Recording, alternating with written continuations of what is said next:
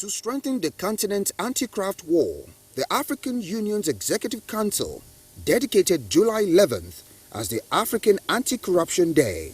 Experts say this is to enhance domestic resources for sustainable development goals through transparency and accountability initiatives by improving asset recovery and asset returns in various member nations. The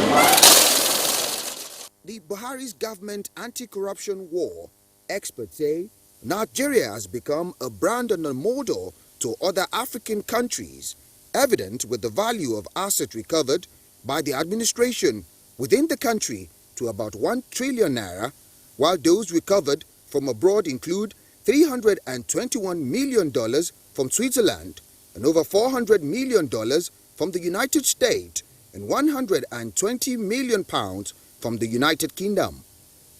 From the Treasury single account, experts say an estimated 3 trillion naira has been mopped up and funds hidden in unnumbered accounts or logged under fake names are being unearthed and transferred to the mainstream of Nigerian economy. Experts say the policy has helped the present government curb excesses in government income and expenditure in the ministries, departments and agencies for accountability and transparency in public fund management.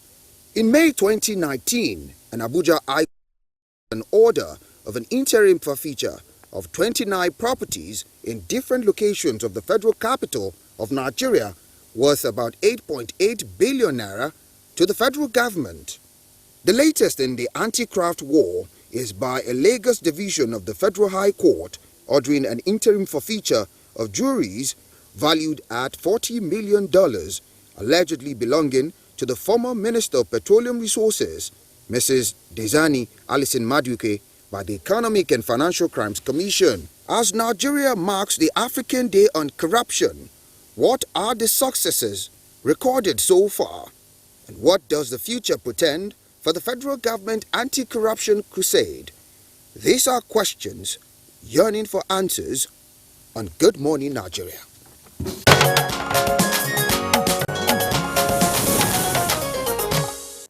All right, thank you very much, Abdul Malik Adil, there for that background. We have guests with us here in the Abuja studios as well as those who will be taking from remote locations. First, let's welcome Mr. Aliyu Yusuf, who is Acting Director, Assets Forfeiture and Recovery Management Directorate of the Economic and Financial Crimes Commission, EFCC. Mr. Aliyu Yusuf, pleasure to have you with us. Thank you very much.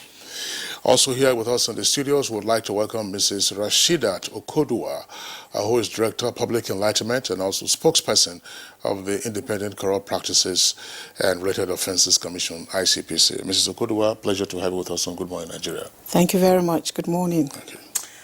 All right, let's join our network centers, Lagos and Ado-Ekiti. And we have our two guests joining us from those centers on the split screen. From Lagos, let's welcome Wahab Shitu, who is a legal practitioner, law lecturer, and lead prosecuting counsel, Economic and Financial Crimes Commission, EFCC. Barrister Shitu, thank you for joining us. Thank you. It is my pleasure to be here this morning. And the gentleman from Ado-Ekiti is Dr. Tayo Oke. He's a senior lecturer, Department of Political Science, at Babalola University. He's, of course, joining us via Skype. Thank you very much, Dr. Oke, for joining us.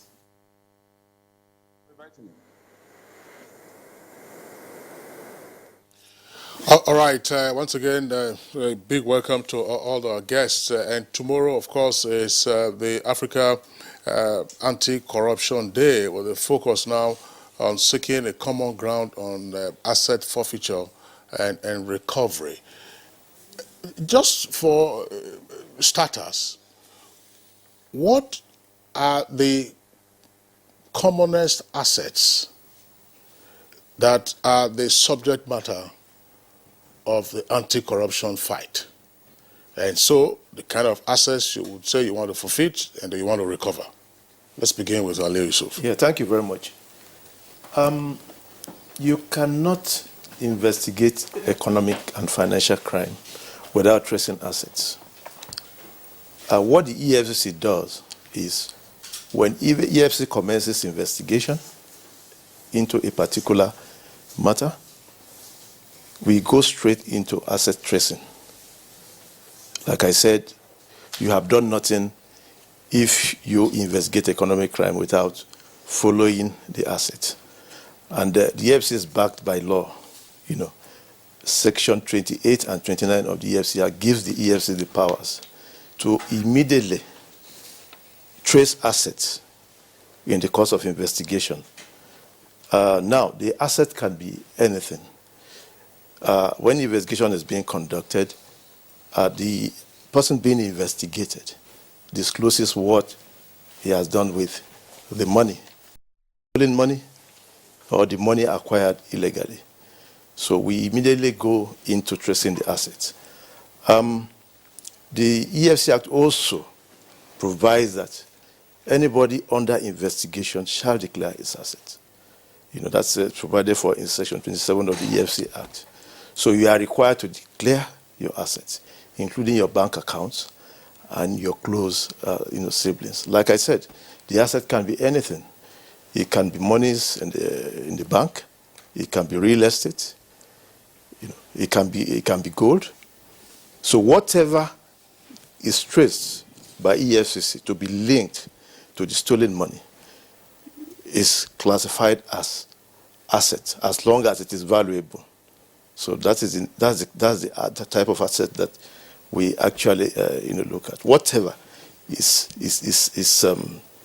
discovered to have been acquired with the illicit money, it's classified as assets.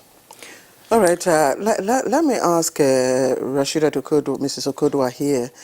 First and foremost, I like for you to, because we talked about asset recovery. We also talked about asset forfeiture. We hear asset confiscation and such terms or terminologies. Can you give us the boundary? Can you break down for us what do they mean, or are they one and the same thing?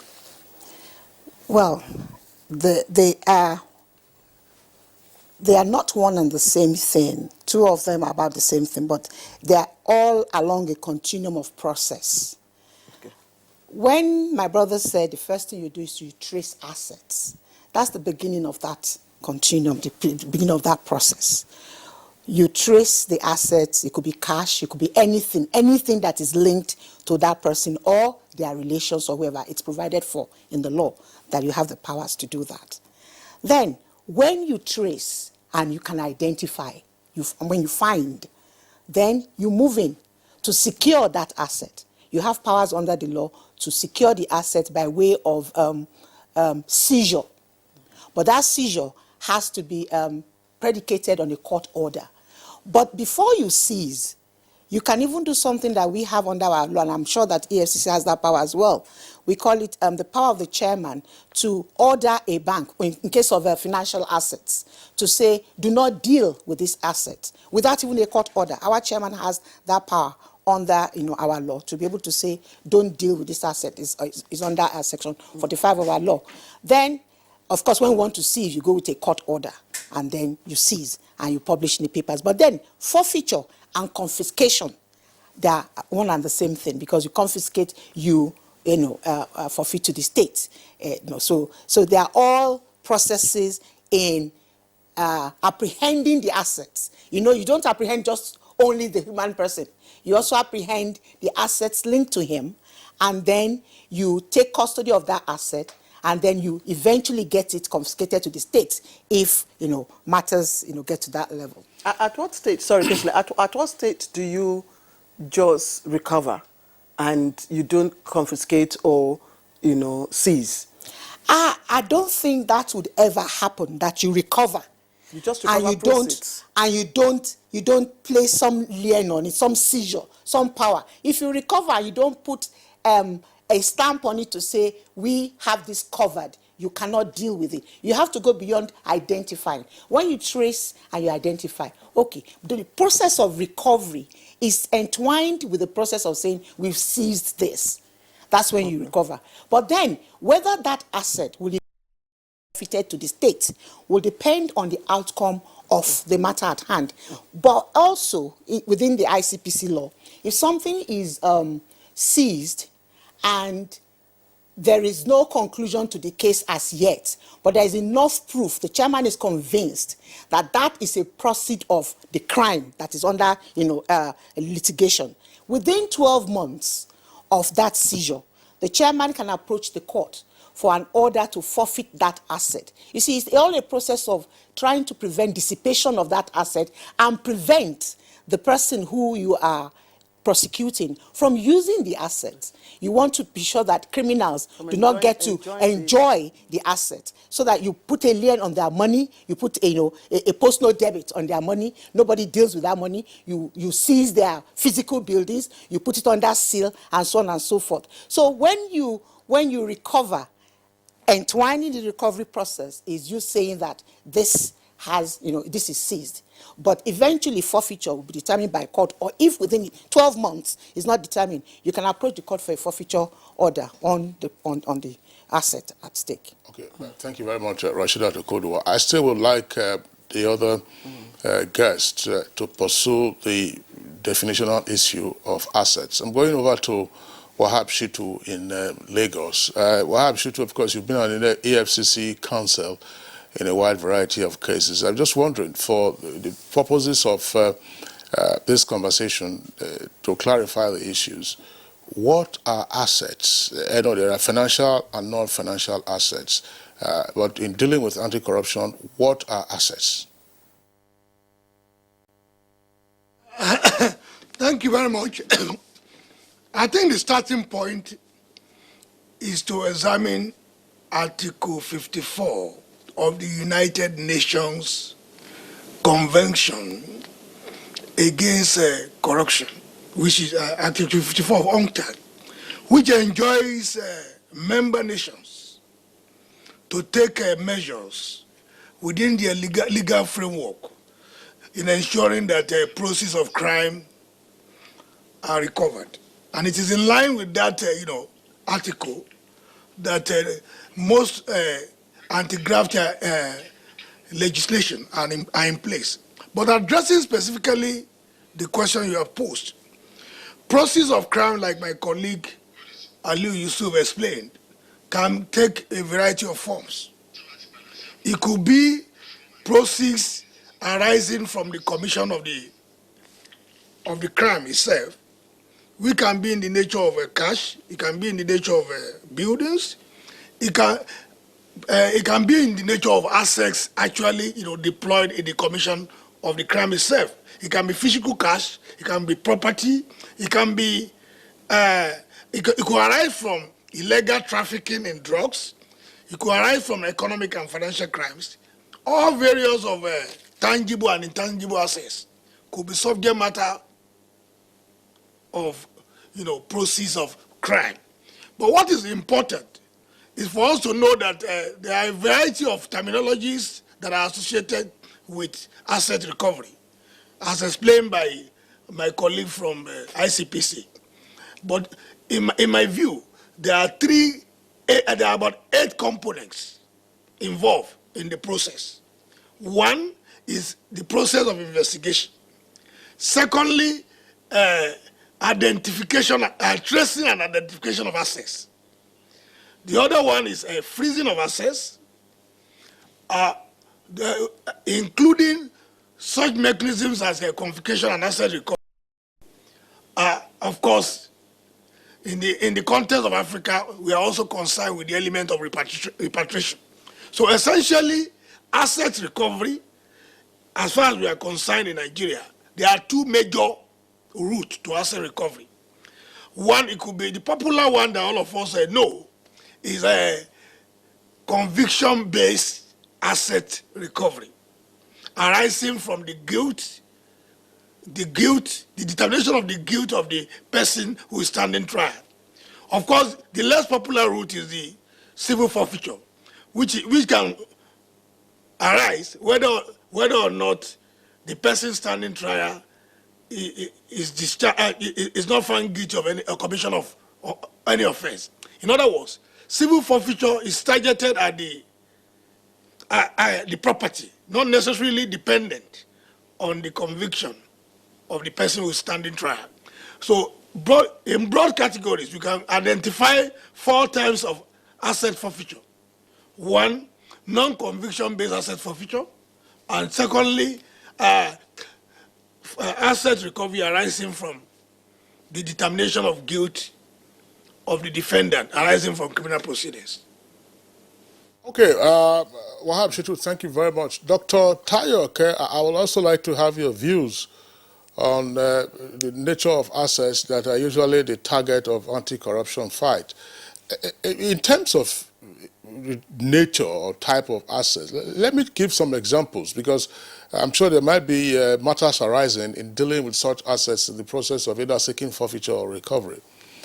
Suppose a crook decides to invest in race horses, or a crook decides to invest in livestock, or other forms of store of value, expensive paintings, and if you like, other choices in action, such as shares, and companies are already functioning with those investments. There are three key aspects to the issue of asset recovery. Number one is the court and the criminal process.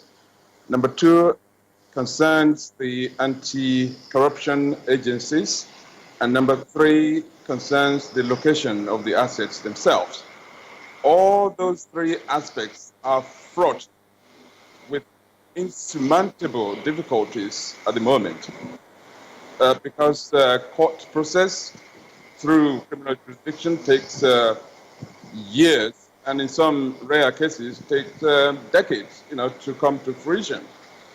And the anti-corruption agencies at the moment are able to confiscate assets based on the fact of those assets having been adjudged to have been a process of crime. And the location aspect of the domestic aspect and the international aspect. And the problem may be a common approach that we can have in Nigeria here that can be applicable across Africa. It's quite simply to stop our obsession with looters and focus our attention instead on the loot. Because I would say that the typical looter fears the loss of his property more than he fears the loss of his liberty. And I think the current we have, both the criminal aspect and the civil forfeiture regime, they are inadequate. They're not working, and we need a better and more vigorous anti-corruption regime that will allow anti-corruption agencies to go after the loot, concentrate on the loot. And we need to revamp and to rejig the current law on that, and play less on the criminal process that we currently seem to be obsessed with.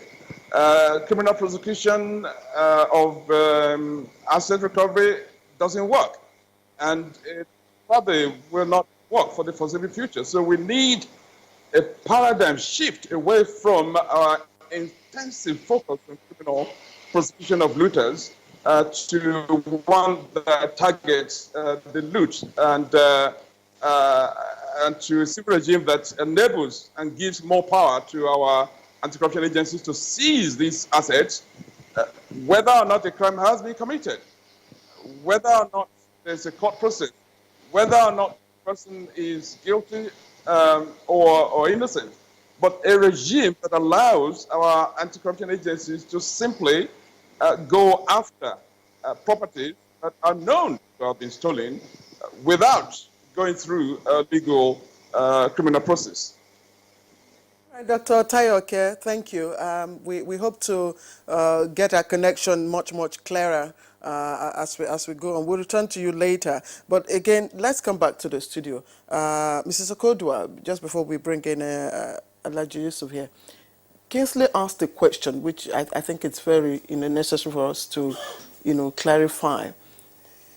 assets, are they necessarily tangible empirical assets that one can verify, or do they also come in form of invincible assets?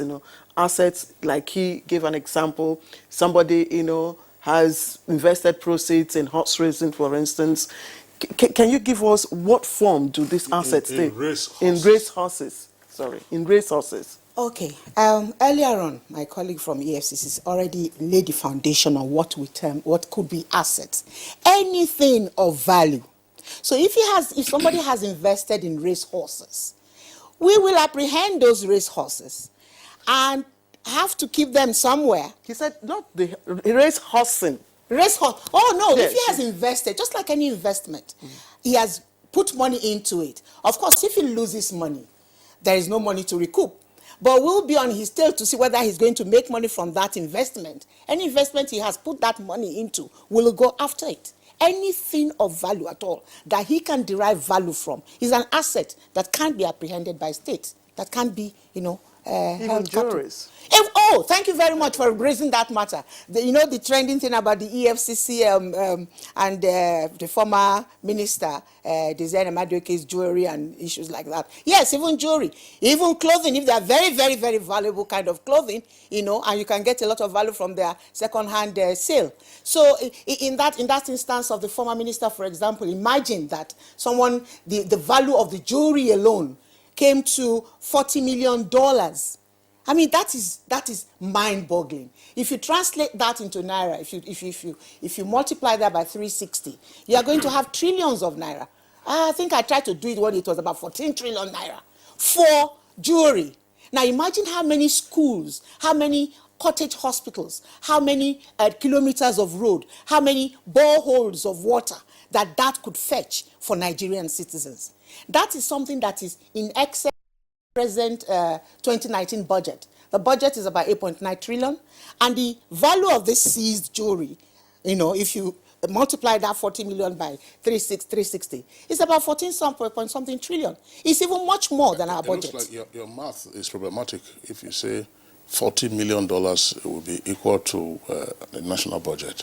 40 million. It might be problematic. We'll work it out. No, we should work it out because I think a trillion. We'll return to you and work it out. But that's the point. I mean, that's one issue to note very clearly. I'm sure Desiane has her own attorneys, who would speak to these issues. She was, before she became Minister of petroleum, she was in charge of solid minerals at some point. She was also in charge of transport. But I'm even concerned, Kingsley, how you determine, as in the case of jewelries, how do you determine the value? How do you go about, confiscating jewelries? Oh, okay. See, that is another aspect of asset recovery, which is in the management of the asset.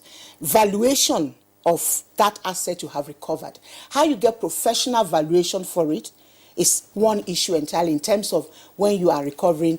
It's tracing, recovery, and management of assets is all that process. So it's important to you can have estimated value, but that's not really what you should go back by. One of the challenges is getting credible data on the value of the assets that you have. So I think that's one of the challenges that law enforcement agencies are still grappling with, getting people to come and do professional valuation. But please, jewelry is also something that one can, because jewelry is a store of value. As women, we know that people say, okay, I may not buy houses, but I'll buy gold to keep my money. So jewelry is even a store of value. So you can go after jewelry as an asset. And if my math was wrong, maybe it was in my excitement at the mind-boggling nature of that amount of money. But I can bet that $40 million will at least translate to maybe about $1 trillion or whatever it is, or some humongous amount of money, because $1 million is 360 million naira. It's not small money. So whether right or wrong, that is a whole lot of money for anybody to invest. It's an investment in jewelry. Okay, let's, Mr. Yusuf, I know Kingsley has this question for you. Again, let's use the jewelries as, yes. What is the process of determining number, evaluation of, costs and all that? If I don't give you access into my my property. How do you determine the number of jewelries that I have? Let me say that these jewelries are already seized, and they are in possession of the commission. So it is easy for us to get valuers to value them. It is not as if you have to get somebody to value the jewelries first where they are before you seize. They are already confiscated. So it is easy for us to get valuers to look at them and value and give us, estimated value of the jewelries. Let me also chip into, what the question he asked, which relates to perishable, items, like livestock. You mentioned livestock. Yes, we have a way of dealing with that. Where you have livestock, they are perishable. What we do is we immediately approach the court for court to order interim forfeiture of such, seizure, and also for court to permit the EFCC to sell, to dispose such assets off and pay the money into recovery account with the central pending determination of the case in court. So we have a way of dealing with that. If they are you mentioned horses, or dogs. There are some dogs that are very, very valuable and all that. We also have a way of dealing with that. We have instances that we have asked the court to permit us to hand over such dogs to, organizations that can, take care of them, pending the determination of the case. So it all depends on the type of assets. All right, well, fine. I mean, because it's just the conceptual issue. I'm sure for most of our viewers, the commonest thing that they will see will be the usual markings on buildings that are under investigation by the EFCC keep off, or under investigation by EFCC. So somebody will wonder, if you have a horse race, if you have a race horse, are you going to ride on the horse or a dog? EFCC, keep off. So I think it's important to clarify that, because it's also possible that somebody who is a target of investigation might seek to dissipate the assets in a wide variety of ways. But generally, in terms of the anti-corruption fight, what are the facilitators of asset forfeiture and recovery, and what are the impediments? Well, the recovery of assets, let me look at the recovery of assets, and repatriation of assets, from, that are stashed abroad. Nigeria has, MOU agreements, signatory to treaties on repatriation, recovery, and repatriation of, assets. And usually there are impediments, especially when you have to request for other countries, for assistance. There are impediments, bordering on different legal systems. Some of these countries, their legal systems are not the same with ours. We have language barriers.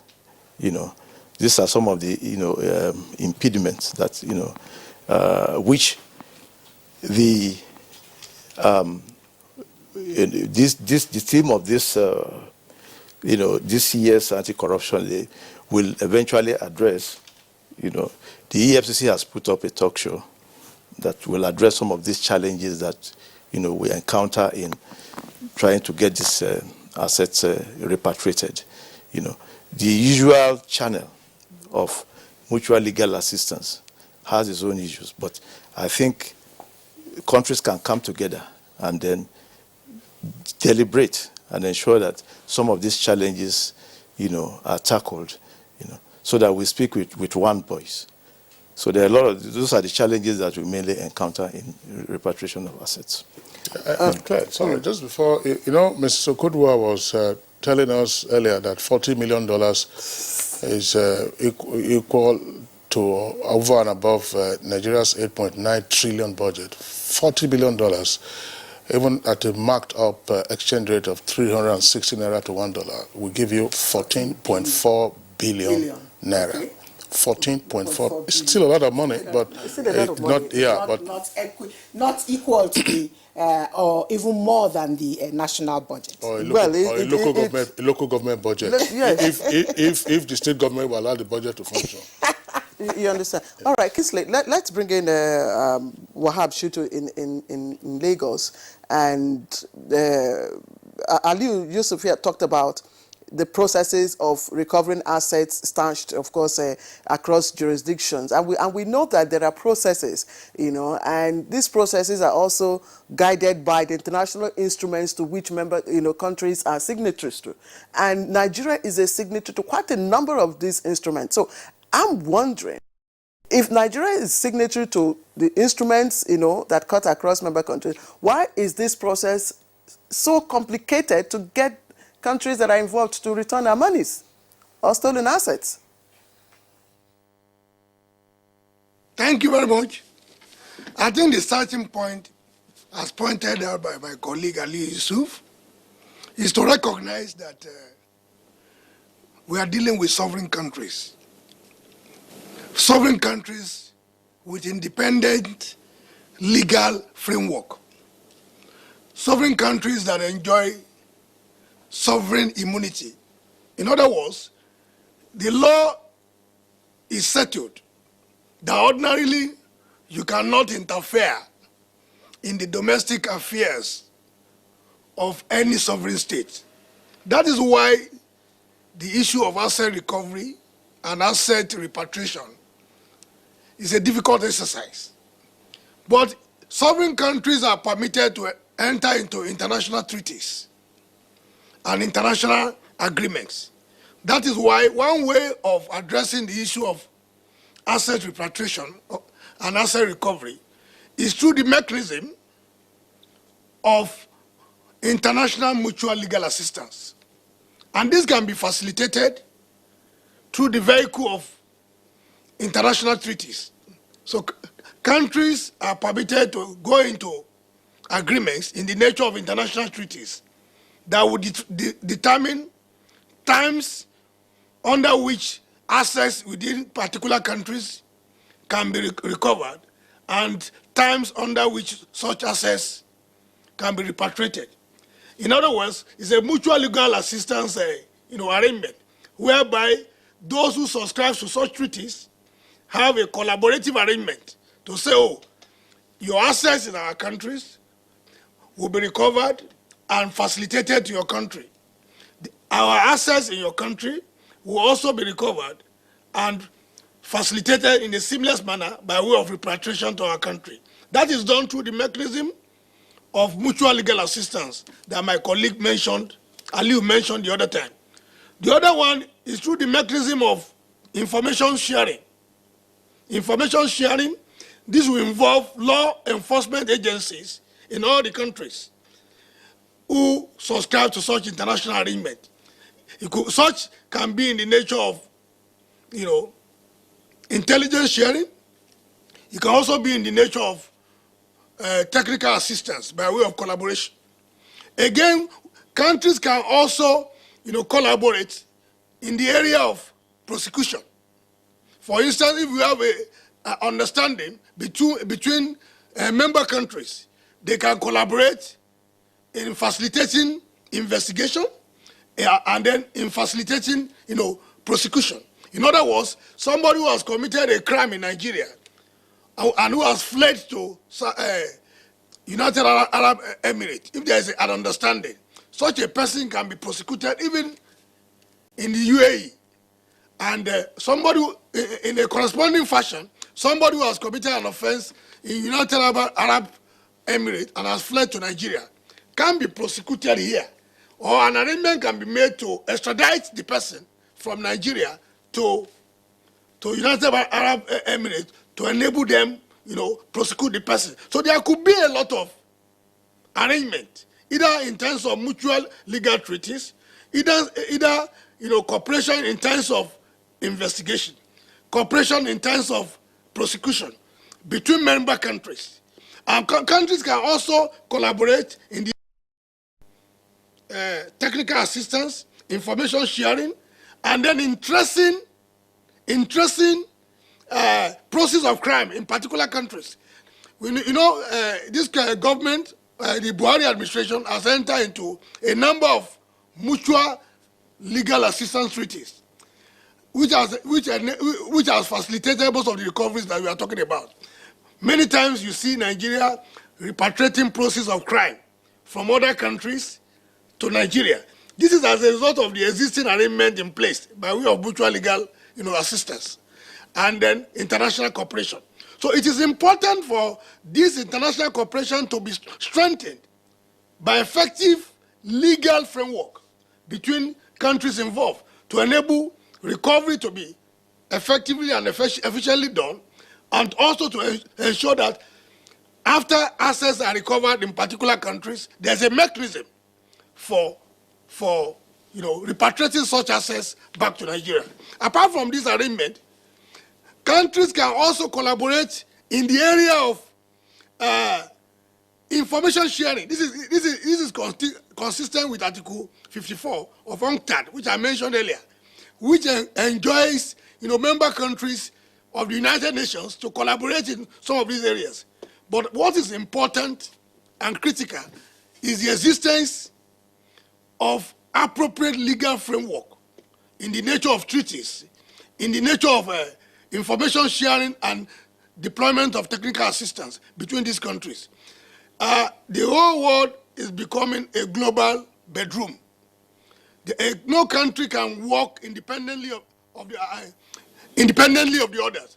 We all need to collaborate across borders in order to ensure that stolen funds are recovered, in order to ensure that proceeds of crime are also recovered for the benefit of member countries. All right, thank you very much, Wahab Shitu, there for your explanation. Now, the focus is on the current drive towards a common African position on asset forfeiture and recovery. Yes, the African continent will deal with other continents, particularly Europe, Switzerland, the UK, or wherever African persons have taken the funds of Africa to. But there's also an understanding that there is intra-Africa movement of assets. Do we have an understanding or clear knowledge of which are the most receiving countries of looted funds? In Africa? In Africa? Yes. If you are moving funds from country A to country B, which are the countries where looters most target for the safe custody of their assets? I do not have that information because I don't think we have examined the issues up to that level. Possibly EFCC might have that information, but let me say that is all part of, even knowing where they move the money to will make you target the place. But very importantly, what is important is what the legal person had said earlier about arriving at agreements on how to recover and return looted assets with other countries. And that is what this year's theme is on. That is a common African position on assets recovery. And as my colleague said about what EFCC is planning, ICPC also has, in partnership with PACAC, that's the Presidential Advisory Committee on Anti-Corruption, PACAC, and PACAC and the CDD, that's an NGO called Center for Democracy and Development, and PANASRAG, that's African Strategic Policy and Research Group, Pan-African Strategic Policy and Research Group. In combination, in collaboration with all of these bodies, we are mounting a roundtable on this theme, and we have 2 panels discussed. That's tomorrow at the NAF Center in Jahi, and they are going to determine. Just hold on a second, so that I'm sure you have more information coming out of your roundtable conversation.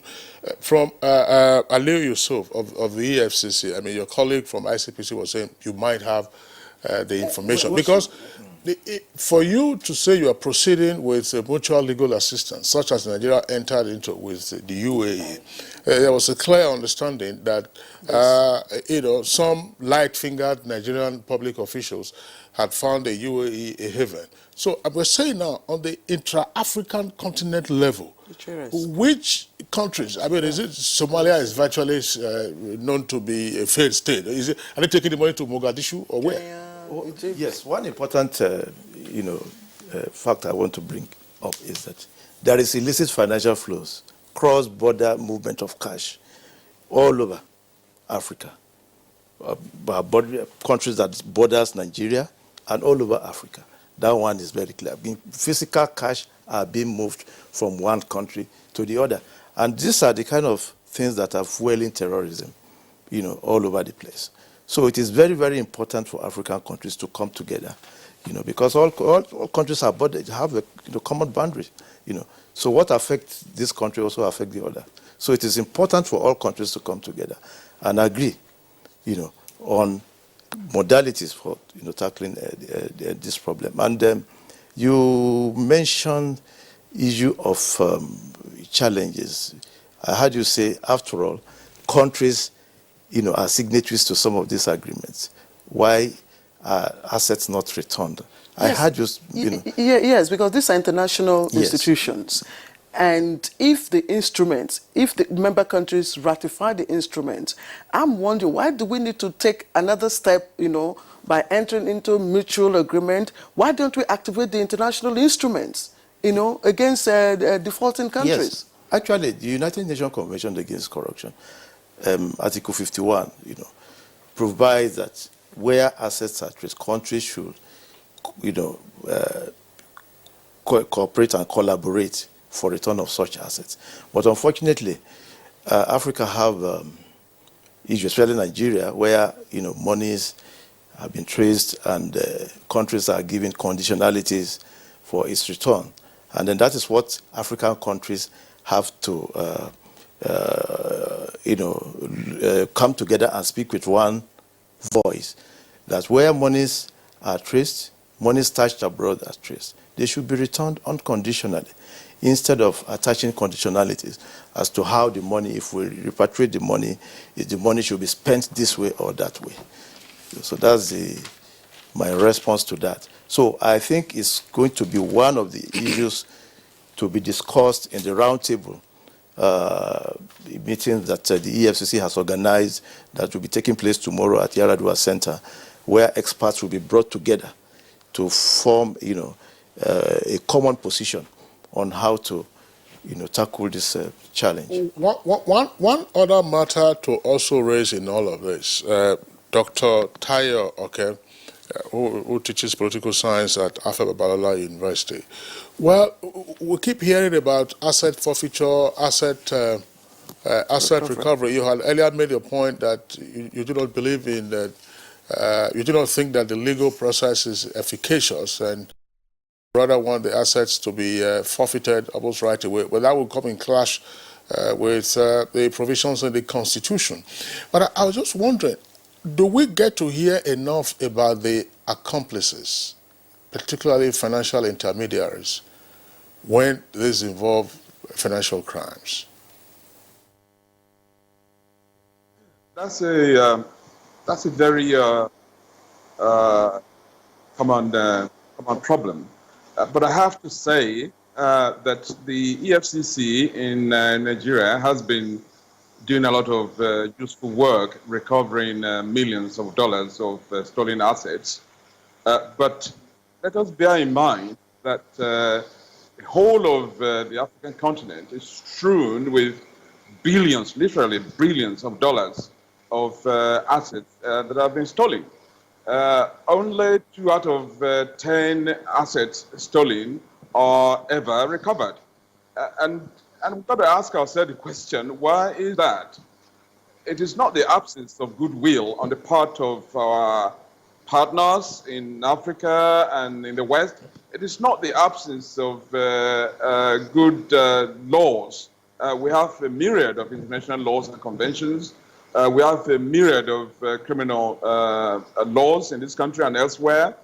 It is quite simply that the view, the common approach at the moment, which mandates criminal prosecution of looters, is the main problem. Even where you have the idea of civil forfeiture that is available to anti-corruption agencies right now, it is also predicated on a crime having been committed.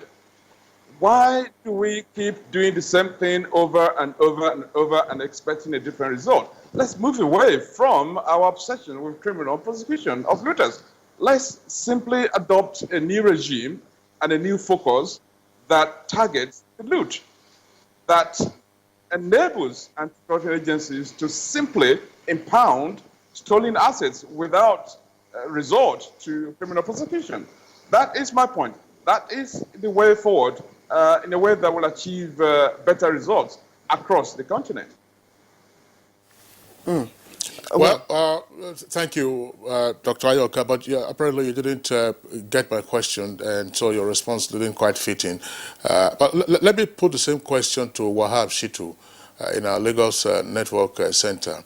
Mr. Wahab Shitu, I'm asking the question with regard to accomplices, particularly in instances involving financial crimes, where there is financial intermediation. What we don't get to hear about those persons. I mean, if therefore we want a more effective asset forfeiture and recovery process, what goes on? Because whenever the money moves through the system, there are persons who get their so-called spread. That's to say, their so-called commissions or kickbacks. The problem that you have addressed is certainly not peculiar to any country, but Nigeria has somewhat, through its legislation, tried to effectively address that. If you look at most of the anti-graft legislations in place, whether EFCC, whether ICPC, whether Code of Conduct Bureau, or any of the existing legislation, whether even under the Administration of Criminal Justice Act, you find copious provisions in those legislations for conspiracy, for dealing with accomplices. They can, first of all, in direct answer to your question, such accomplices could be charged with conspiracy, aiding and abetting the commission of the offense. We have copious provisions under the FCC Act, under the Money Laundering Act, penalizing criminal offenses such as conspiracy, such as aiding, such as concealment by accomplices and those who participate. And they are treated in the same category as the principal offenders.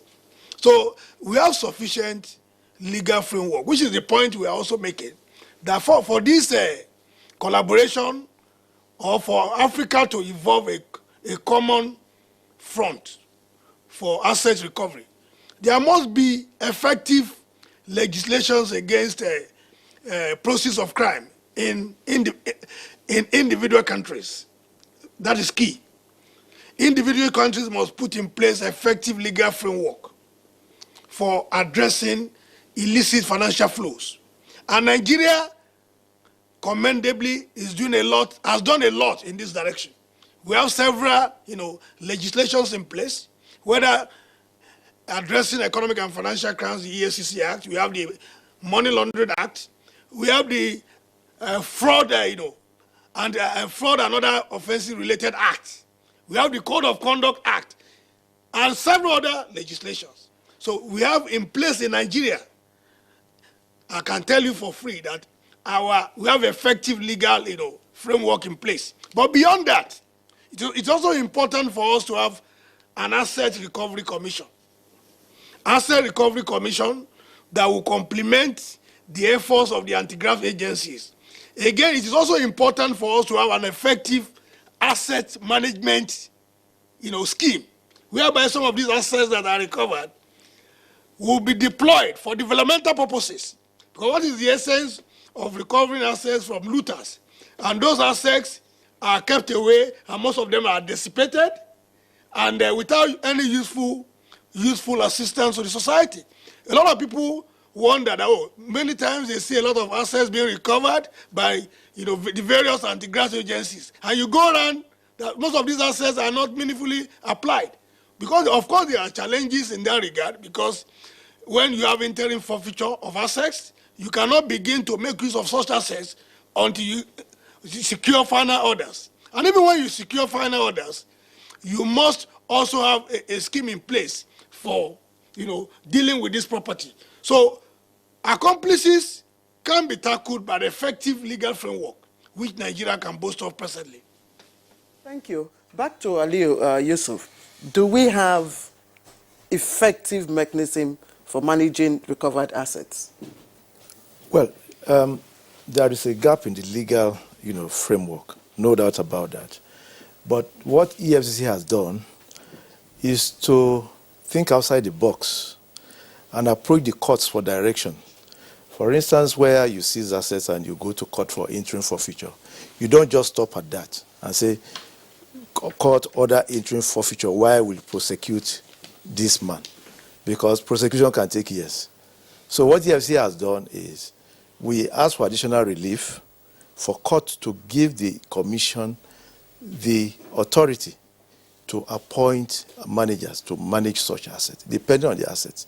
If it's a real estate, to appoint an estate valuer, surveyor, to manage the assets pending the and whatever is generated is put into recovery account with Central Bank of Nigeria. How many of such have you been able to manage? And out of the ones you have recovered?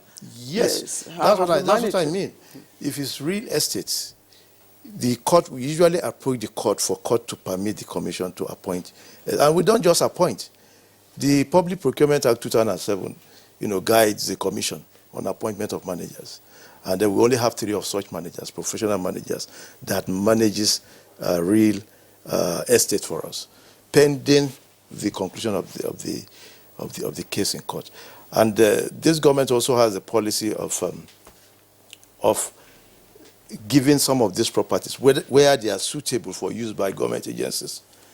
We have, the FC have given some agencies properties to use as office in Abuja here. Some of them finally forfeited their assets, some of them interim, forfeited assets. About 12 agencies have benefited from that, with the policy of this government.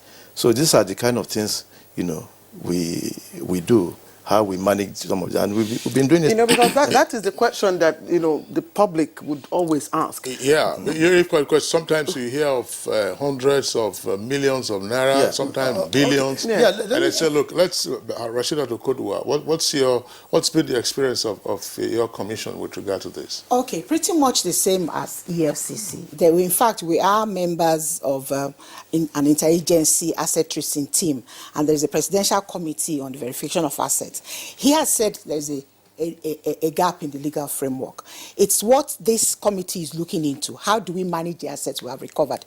Under the ICPC law, section 38 to be precise, I think subsection 7, it allows ICPC to dispose of perishable assets that we have recovered under certain conditions and all that. And then, just as he said, they dispose their assets sometimes by giving to government agencies, of course, guided by a framework. We also do the same, like we have had vehicles returned to ministries where they had been taken away from or pulled, like the Shopee vehicles, pulled, and then the government decided, not ICPC, which ministries they will send them to for use. And as he said earlier too, whenever we recover cash or proceeds from the sale of some perishable asset, it goes into an asset recovery account that is on the TSA. So it is, while the legal framework and other issues surrounding management of assets is still being fine-tuned, there are still measures in place to be sure that there is some transparency and accountability around the management and disposal of assets. The TSA is a recent development. Yes. Before the TSA, what happened? ICPC maintained an asset recovery account where we put all the cash in. It was an account in the ICPC name, domiciled in a bank before the TSA came. So that's how we had always proceeded. How are those monies utilized? Because you recall, just so that you take this along, you recall that at some point, some Nigerians were saying that some loot had been relooted. Kingsley, we've been hearing of, the Abacha loot and ending Abacha loot, and Nigerians are wondering. Yeah, what the law provides in the EFCC Act is that when monies are forfeited, finally forfeited monies, it should be paid into consolidated revenue account. And that account is an account that nobody can touch is account that there has to be budget. You know, if you recall, 2017-2018 budget was part funded by, with recovered loot. Even this same Abacha loot we talked about. 2018 was funded. It was part of the fund used in funding these budgets. So finally, forfeited monies has to go into consolidated revenue fund. That is what the law provides. Of the federation. Of the federation. That is the final. But the okay, assuming because this issue also arises, I'm sorry to interject, so you take this along. Assuming the convict was a state or a local government official. Yes. And the prosecution has been undertaken by EFCC. Exactly. Where does the money go to? The EFCC, for instance, investigates complaints from states, from local government, from corporate entities, from private individuals. So it all depends. If it's a federal agency that we investigate and we recover money and it's finally forfeited, it goes into consolidated revenue fund. If it's a state government, the money goes back to the state. In fact, we apply to court to make a consequential order directing that the money should go back to the state. If it's an individual, that money has to be used as restitution to that individual. If, for instance, somebody report a case of obtaining money by false pretense and we recover money. Definitely, if the case is concluded and the accused person is convicted, we ask the court to order, restitution with the money that has been recovered. If it's a corporate entity? If it's it goes back to the banks. We investigate cases for banks, oil companies, AMCON, Federal Inland Revenue Service, and all these bodies. So it all depends. It goes back to whom in those instances? Corporate entities? It goes back to the private company, PLC. Yes, it goes back to the victim, okay, which is the corporate entity that reported the case in the first instance. All right, let's quickly take a short break. When we come back, I still like to look at, how critical is asset management, of course, to the whole fight against corruption. But that will be when we come back from this break. Don't go away.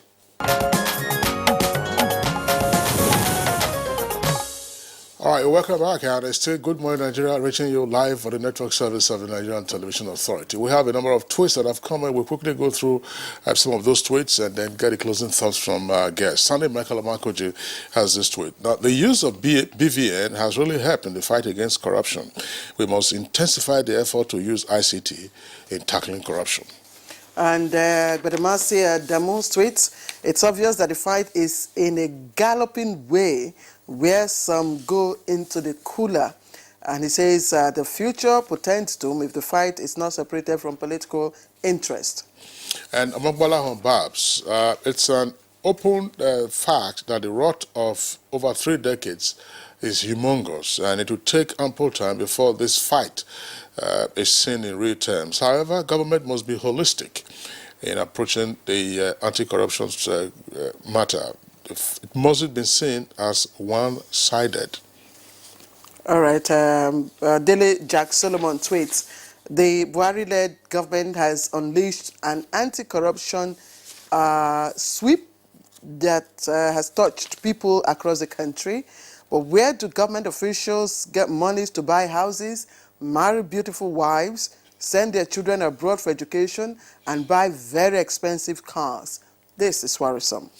Corruption in Nigeria, he says, is various forms, and other African nations, he says, like bribe, overcharging, skimming from government accounts, embedded in Nigeria's culture. And of course, he says the Buhari-led government must come harder on the anti-graft crusade and get all perpetrators to book. Quara Connect, that's the Twitter handle. The monies retrieved from the anti-corruption fight are supposed to be used for development, but we are yet to see it converted and materialized into development. The success of the anti-corruption crusade is expected to reflect in our standards of living. And Antigua Hogan, progress has been made. We must remain focused in building long-lasting institutions that will sustain the fight against corruption after Buhari had finished his tenure. Usman Banikantu tweets, said daylight corrupt practices are gradually being reduced owing to the fact that people are getting conscious about corrupt tendencies. However, poverty, and non-adherence to law and order are still major factors negating the anti-corruption fight. Mike Ayakwo, no doubt the present federal government led by PMB has achieved a lot to curb corruption and governance, but a lot still has to be done to wipe it out in its entirety. There should be no sacred cow in this fight against corruption.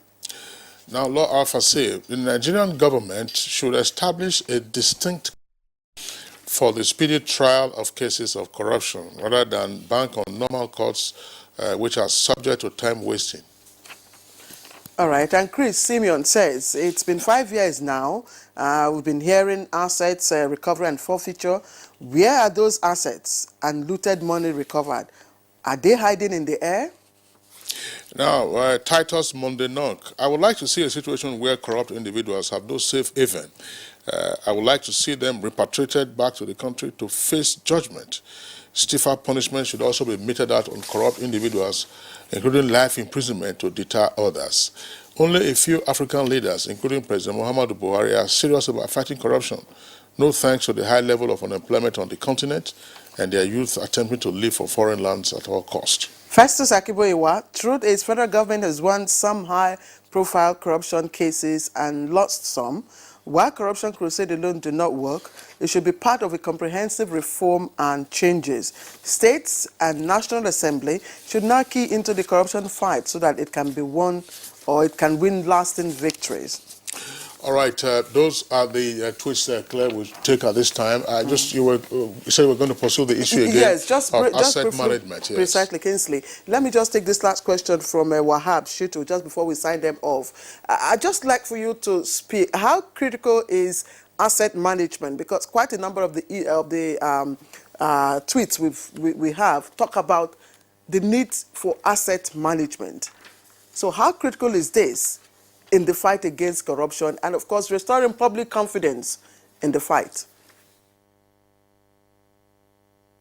As pointed out by you and many of those who sent tweets, asset recovery and management is very central, very, very fundamental to the asset recovery process. And one way to achieve that in the context of the discussion we are having is to have, first of all, an asset recovery commission backed up by legislation or asset recovery agency that will be primarily entrusted with the responsibility of managing assets that are recovered as going forward. Apart from that, I have a 9-point suggestions towards the theme of what we are discussing. One, we need an effective, anti-graft agencies. For Nigeria, that is taken as given, because ICPC, EFCC, Code of Conduct Bureau is doing a very wonderful job. So we have anti-graft, commissions in place. Two, we need effective legal framework from member countries on asset recovery. Three, we need to effective collaboration between member countries in the areas of investigation and in the areas of prosecution. Again, we need to intensify our asset declaration regime. You can use asset declaration as a vehicle for combating corruption in our society. You are getting people, and I'm happy FCC is doing a lot in this direction by ensuring that those under investigation go through the process of declaring the assets. Public officials must also declare the assets, and this must effectively be investigated and closely monitored in order to ensure that public funds are not stolen. Above all, we need to intensify international cooperation in the area of technical assistance, information communication technologies. Nigeria and African countries must increasingly go into balance. Don't apply. All right. Law lecturer and also counsel for the Economic and Financial Crimes Commission. We'd like to thank you for contributing to our conversation this morning. You joined us from our Lagos Network Center. We also would like to thank Dr. Tayo Oke, who is a senior lecturer in political science at Afebabalola University in Ado Ekiti. You joined us via Skype. Thank you for your contribution to our discussion. And here in our studios in Abuja, our deep appreciation to Mrs. Rashidat Okodua, who is the Director of Public Enlightenment and spokesperson, ICPC. Thank you for being on the program this morning. Thank you very much. We also would like to appreciate Mr. Aliyu Yusuf, Acting Director, Asset Forfeiture and Recovery Management Directorate of the Economic and Financial Crimes Commission. Thank you very much. Thank you for, no, we're pressed for time. Thank you very much. Yes, we're pressed for time. That's about all that we're having on Good Morning Nigeria today. We'd like to thank you for tuning in. The program returns same time tomorrow, 7 o'clock in the morning. Until then, do enjoy the rest of your day. I'm Kingsley Osapalo. And I'm Claire Dilabo Abdul Razak. Do have a wonderful day. Bye-bye.